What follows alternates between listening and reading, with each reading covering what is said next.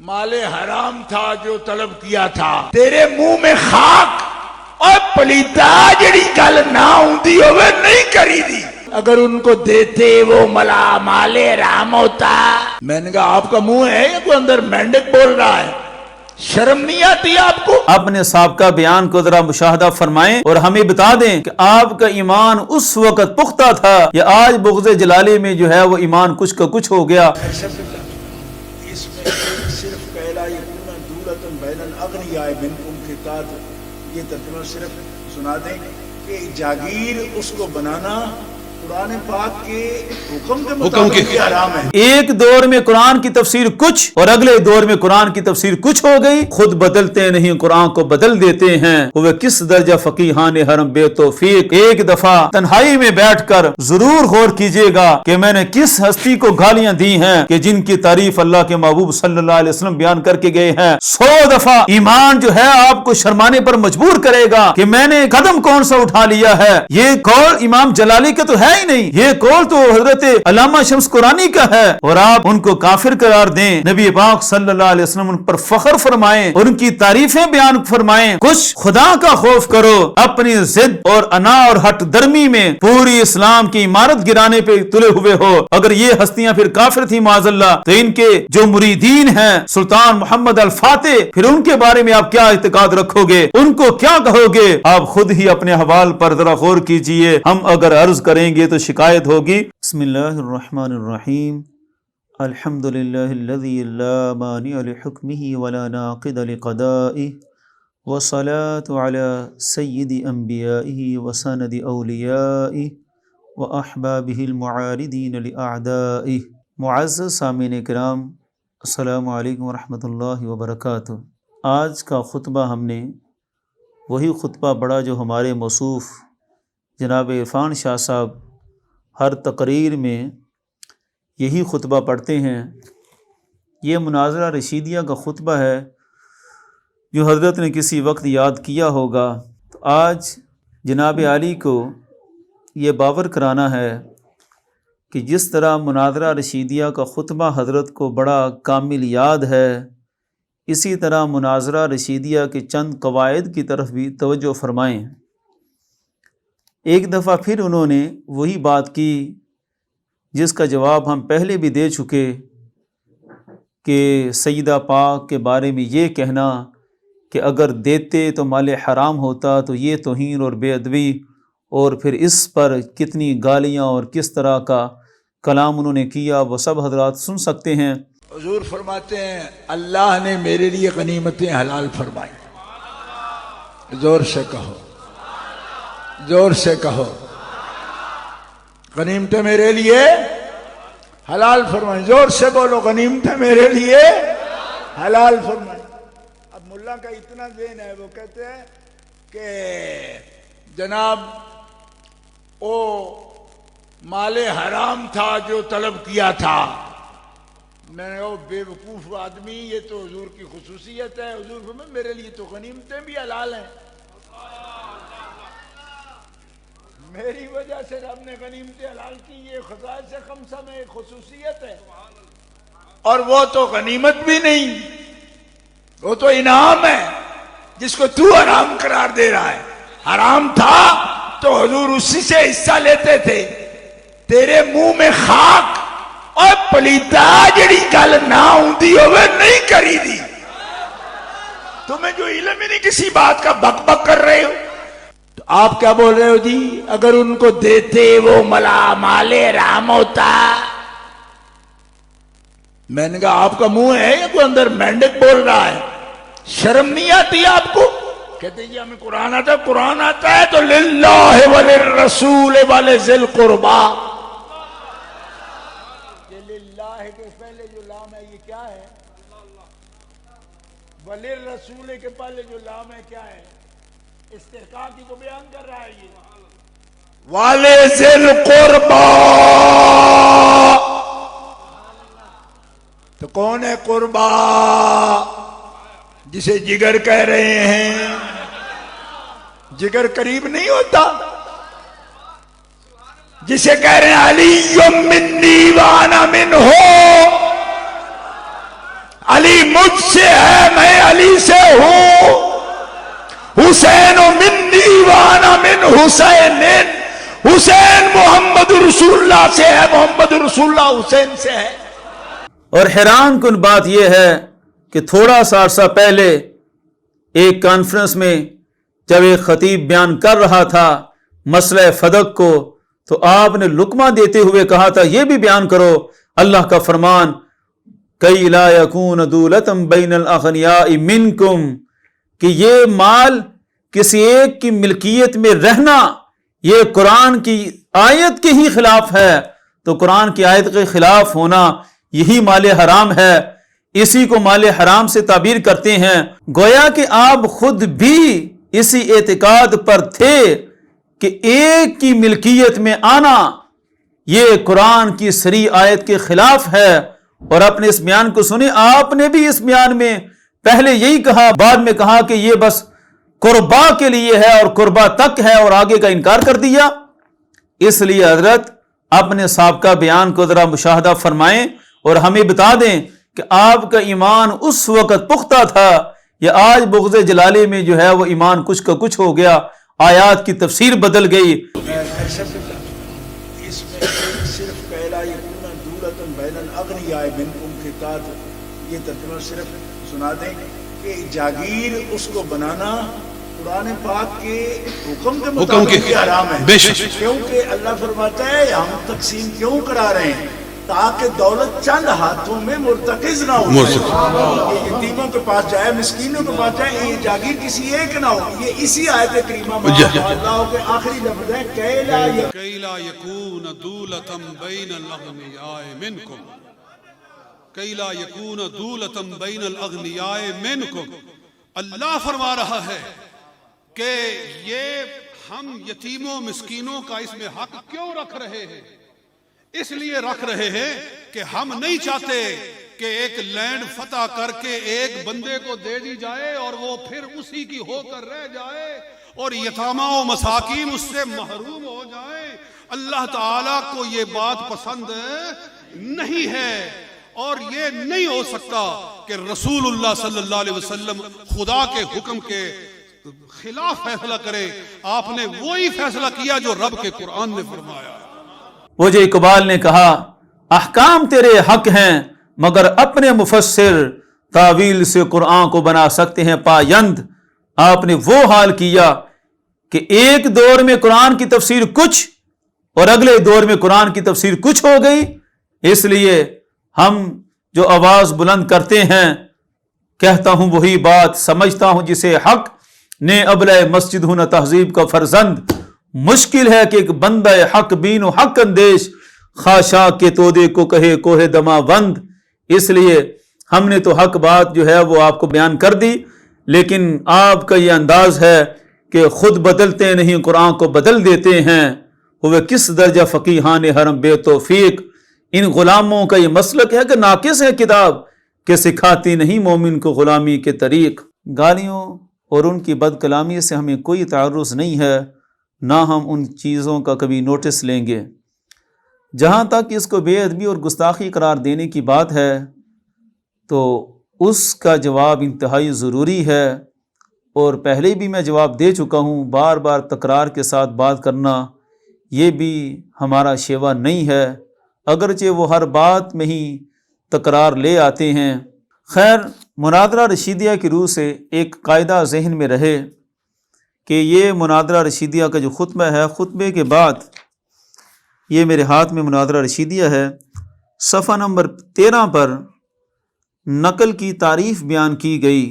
تو یہاں بیان کیا گیا وَالنَّقْلُ هُوَ الْإِتْيَانُ بِقَوْلِ الْخَيْرِ عَلَى مَا هُوَ عَلَيْهِ بِحَسْبِ الْمَعْنَى مُظْهِرًا أَنَّهُ قَوْلُ الْخَيْرِ، کہ نقل یہ ہوتی ہے کہ غیر کے قول کو پیش کرنا جس طرح وہ ہو اسی طرح اس کو پیش کر دینا، اور ساتھ یہ ظاہر بھی کرنا کہ یہ غیر کا ہی قول ہے۔ تو غیر کے قول کو پیش کرنا یہ مقدمہ نقلیہ ہوتا ہے۔ جب بھی دلیل دی جاتی ہے تو مقدمہ نقلیہ یا مقدمہ عقلیہ سے ہوتی ہے۔ تو مقدمہ نقلیہ میں یہ انداز ہوتا ہے کہ غیر کے قول کو پیش کیا جاتا ہے، تو اس کے تحت یہ ساری تفصیل مزید مناظرہ رشیدیہ میں دیکھی جا سکتی ہے کہ مقدمہ نقلیہ جس وقت مستدل پیش کرے تو اس کے ذمہ صرف اتنا ہوتا ہے کہ اس کی نقل کو پیش کر دے کہ یہ قول کس نے کیا. اب اس پر جس نے اعتراض کرنا ہے وہ مستدل پر اعتراض نہیں کر سکتا، وہ اصل اعتراض اس قائل پر ہوتا ہے کہ جس کا قول پیش کیا گیا ہو. تو یہ سارا ایک قاعدہ کلیہ ہے اور اسی پر بے شمار احکام کا مدار ہے. اور دنیاوی لحاظ سے بھی دیکھیں کہ ایک خبر نامے میں اگر کوئی خبر دینے والا کسی کی بات کو نقل کرتا ہے تو کوئی اس صحافی کو گالیاں نہیں دیتا، بلکہ جو اصل قائل ہوتا ہے اس پر بات آتی ہے، اس پر جو ہے ساری گفتگو کا مدار ہوتا ہے، اسی پر سوال اٹھتے ہیں. کوئی یہ تو نہیں کہتا کہ صحافی نے خبر دے دی تو یہ ہو گیا وہ ہو گیا، نہ، بلکہ جو اصل سیاستدان ہو یا کوئی بھی لیڈر ہو اس پر گفتگو ہوتی ہے کہ اس نے ایسا کیوں کہا. تو یہ ایک عمومی قاعدہ ہے جس کو ہر بندہ سمجھ سکتا ہے، تھوڑی سی بھی اگر فراست ہو، کہ جب کوئی مستدل، کوئی بات کرنے والا اپنی بات کا حوالہ کتاب سے پیش کر رہا ہے تو اب اس مستدل پر، متکلم پر، اس حوالہ پیش کرنے والے پر اعتراض نہیں ہوتا. اعتراض ہوگا تو اس شخصیت پر ہوگا جس کا وہ قول ہے، اس مصنف پر ہوگا جس کی کتاب سے حوالہ پیش کیا گیا. تو لہٰذا یہ مختصر سی تمہید کے بعد آج دوبارہ اسی بات کو بیان کرنے کی ضرورت پیش آئی ہے کہ حضور کنز العلماء نے جو حوالہ دیا تھا الکوثر الجاری الی ریاض احادیث البخاری، اب اس کو میں تھوڑی سی وضاحت کے لیے الکوثر الجاری الی ریاض احادیث البخاری، امام احمد بن اسماعیل شافعی ثم الحنفی، ان کے لحاظ سے بتاتا ہوں کہ جب سیدہ طیبہ طاہرہ رضی اللہ تعالی عنہا نے مطالبہ کر ہی دیا تھا تو حضرت صدیق اکبر نے کیوں نہ دیا؟ نہ دینا حضرت صدیق اکبر رضی اللہ تعالیٰ عنہ کا اسے کن لفظوں میں ذکر کریں؟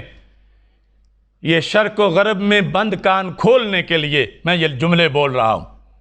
صفحہ نمبر 88، جلد نمبر 6، قلت لم یکن فعل ابی بکر رضی اللہ تعالی عنہ معہا، ہا کا مرجع سیدہ طیبہ طاہرہ رضی اللہ تعالی عنہ، لم یکن فعل ابی بکر ایذاء شرعا، یعنی مطالبہ نہ مان کے، مال نہ دے کے، فدق نہ دے کے، کہتے ہیں کہ یہ حضرت صدیق اکبر رضی اللہ تعالیٰ عنہ نے انہیں کوئی اذیت نہیں دی، شرعی طور پر انہیں کوئی اذیت، سیدہ طیبہ طاہرہ رضی اللہ تعالیٰ عنہا کو کوئی اذیت نہیں دی.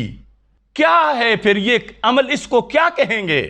کہتے ہیں فَإِنَّهُ دَلَّهَا عَلَى الصَّوَابِ، انہو صدیق اکبر رضی اللہ تعالی عنہ نے دلہ یدل، رہنمائی کرنا، رہنمائی کی سیدہ طیبہ طاہرہ رضی اللہ تعالی عنہا، سیدہ فاطمہ رضی اللہ تعالی عنہا کی رہنمائی کی، کدھر؟ علی الصواب، درست نظریے پر، دلہا علی الصواب، رہنمائی کی، رہنمائی کی نسبت حضرت صدیق اکبر رضی اللہ تعالیٰ عنہ کی طرف ہے، اور ان کے اس کام کو درست جہت کی طرف لگانا قرار دیا جا رہا ہے. ہاں سیدہ محترمہ طیبہ طاہرہ رضی اللہ تعالی عنہا ان کو کدھر؟ علی الصواب، ثواب کی طرف. یہ ایذا نہیں تھی، یہ تو رہنمائی تھی، سیدہ پاک کی رہنمائی ثواب کی طرف. اب میں پھر اپنی زبان سے لفظ نہیں بولوں گا، لیکن ان لوگوں کو دعوت فکر دیتا ہوں کہ جب یہ ثواب ہے، درست فدق نہ دینا، تو اب دوسری جانب جو ہے ثواب سواد والا، اس کے مقابلے میں لفظ کیا ہوتا ہے کہ جو جہت سیدہ سے چھڑا کے انہیں اس جہت میں لے آئے، حضرت صدیق اکبر رضی اللہ تعالی عنہ. اب یہ امام کہتے ہیں وَلَوْ أَجَابَهَا إِلَى سُؤَالِهَا، اگر صدیق اکبر رضی اللہ تعالی عنہ بھی وہی کر دیتے جو وہ مطالبہ فرما رہی تھیں تو کیا ہوتا؟ کہتے ہیں کان معصیتاً، پھر معصیت ہو جاتی. حضرت صدیق اکبر کی معصیت، ان کا عمل معصیت بنتا. اگر وہ سیدہ طیبہ طاہرہ کا مطالبہ تسلیم کر کے ان کو مال دیتے تو پھر کان معصیتاً. اور وہ کہتے ہیں من وجہین، دو وجہ سے معصیت تھی، دو وجہ سے. الاول مخالفات امر رسول اللہ صلی اللہ علیہ وسلم و ابطال صدقاتہ، کہ اس لیے معصیت بنتی کہ اللہ کے رسول علیہ السلام کے حکم کی خلاف ورزی ہو گئی ہے. تو وہاں تو یہ تو نہیں دیکھا جائے گا کہ انہی کی بیٹی کے کہنے پر کیا ہے، وہاں تو پہلے یہ دیکھا جائے گا کہ ان کا اپنا حکم کیا تھا. تو معصیت ہوتی کہ سرکار کے حکم کی خلاف ورزی ہو جاتی. اور پھر وَإِبْطَالُ صَدْقَاتِهِ، سرکار کے صدقے کا ابطال لازم آتا. الثانی، یہ جملے ہیں طہارت سیدہ کے لیے قلعے کی حیثیت میں اور قیامت تک کے سیدوں کی عظمت کے تحفظ کے لیے. کیا الثانی کیوں نہیں دیا؟ دیتے تو معصیت ہو جانی تھی. حالانکہ اگر دے دیتے تو ان کے خلاف تو آج بھونکنے والے نہ بھونکتے، مگر نقصان کیا ہوتا؟ مقدس آل کے طرف لقمہ حرام چلا جاتا. الثانی انہو کان ما یعطی لفاطمہ مالا حراما بلا خلاف. صدیق اکبر حضرت طیبہ فاطمہ رضی اللہ تعالی عنہ کو حرام مال کیسے دے سکتے تھے؟ جس کو شریعت نے مال حرام کہا ہو. تو یہ تھی غیرت صدیق اکبر کی کہ تمہارے ابا جان نے مجھے تیار کیا اور میں تمہارے تقدس کو جانتا ہوں اور مجھے پتا ہے کہ یہ تمہارے شایان شان نہیں اس طرح ملکیت کے دینے کے لحاظ سے. لہٰذا اگر صرف یہ لحاظ کرتے ہوئے کہ سیدہ پاک نے فرمایا دے دیتے تو ادھر معصیت ہو جاتی. سرکار ناراض ہوتے، خلیفہ تم تھے تو تم نے میری ہی آل کے لیے مال حرام خود اپنے ہاتھوں سے دے دیا. تو اس بنیاد پر حضرت صدیق اکبر رضی اللہ تعالیٰ عنہ نے نہ دے کے مقدس گھرانے کی تقدیس پہ پہرا دیا. اب سوال یہ ہے کہ اب یہ قول موجود ہے اور قول حضرت علامہ احمد بن اسماعیل بن عثمان بن محمد القرانی جو کہ شمس قرانی کے نام سے مشہور ہوئے، تو یہ شمس قرانی کا قول ہے الکوثر الجاری کے اندر، اور انہوں نے اس بات کو ذکر کیا. سوال یہ اٹھتا ہے کہ کیا الکوثر الجاری پر گستاخی اور بے ادبی کا فتویٰ لگایا جا سکتا ہے کہ نہیں لگایا جا سکتا؟ تو مناظرہ رشیدیہ کی روح سے اب یہ فتویٰ اس قول پر گستاخی اور بے ادبی، اور چونکہ ان کے نزدیک انہوں نے جو فتاویٰ دیے ہوئے ہیں گستاخی اور بے ادبی اور کفر تک ان کے فتوے موجود ہیں، اب سوال یہ اٹھے گا کہ علامہ شمس قرانی جن کی یہ کتاب ہے، جس کتاب کا حوالہ پیش کیا گیا، ان پر فتویٰ آ سکتا ہے کہ نہیں آ سکتا؟ اولین فتوے کا رخ علامہ شمس قرانی کی طرف جائے گا کہ جن کی کتاب سے حوالہ پیش کیا گیا. اب یہ کہہ سکتے ہیں کہ ہاں ٹھیک ہے وہ بھی ایسے ہو سکتے ہیں، معاذ اللہ. اس کا جواب یہ ہے کہ علامہ شمس قرانی یہ 8ویں صدی ہجری کے بعد تشریف لائے اور 9ویں صدی ہجری کے افق پر انہوں نے اپنے علوم اور اپنے معارف کے ذخیرے بکھیرے. اس صدی سے لے کر آج تک ان کے علاوہ کوئی ایک بندہ دکھائیں پوری اس تاریخ کے اندر کہ کس شخصیت نے علامہ شمس قرانی پر اس قول کی بنیاد پر کفر کا فتویٰ لگایا ہو، ان کو بے ادب اور گستاخ قرار دیا ہو.